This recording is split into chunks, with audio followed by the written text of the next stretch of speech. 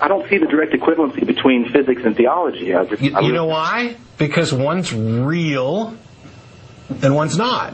One involves what we call knowledge, and one involves what we call belief, which aren't exactly the same thing. Okay. Do you think beliefs matter?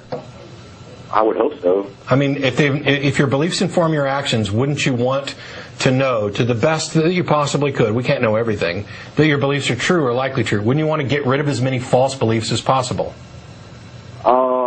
Not necessarily. I mean, you get to learn about things even if you don't necessarily agree with them. I didn't say learn about them. I said believe. I can learn about all kinds of religions. I'm not quite sure what you meant by that. I spent a great amount of time learning about all kinds of religions. I said beliefs.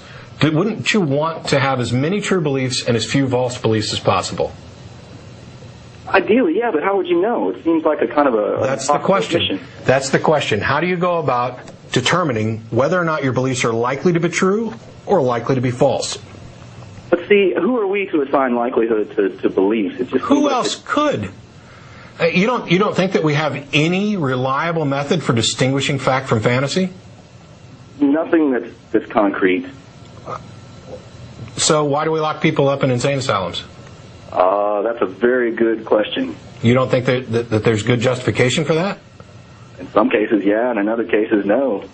If somebody tells you that they were abducted by aliens... people tell me that all the time. You don't think there's any good way to distinguish between whether or not they're giving a real, accurate, factual story, or perhaps I don't believe them, but I can't know for sure. Well, get rid of this notion of certainty. Get rid of this notion of absolute certainty. We're talking about practical knowledge. Absolute certainty is a red herring. Oh, I can't know for sure. Well, of course, you can't know anything for sure. But how can Does you that know mean we don't? There's no God? How can you know for sure? No. Because I'm not claiming absolute certainty. I'm claiming within the context of reality that is useful, that is a matter of common discussion, that there is insufficient evidence to justify belief for me. And that there is no claim of this absolute certainty or knowledge. I don't claim to know that there is no God anywhere.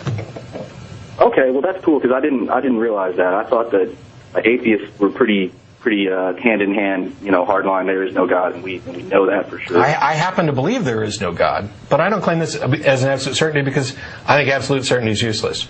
Now, to the degree that we can know anything, I think it is pretty close to knowledge, at least for me. But you admit that that's kind of subjective and certainly at least arguable. Sure.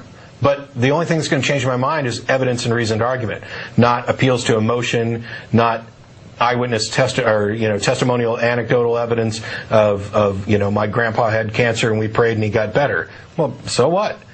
So you're claiming there's a lack of evidence and therefore there's no reason to believe it. Yep.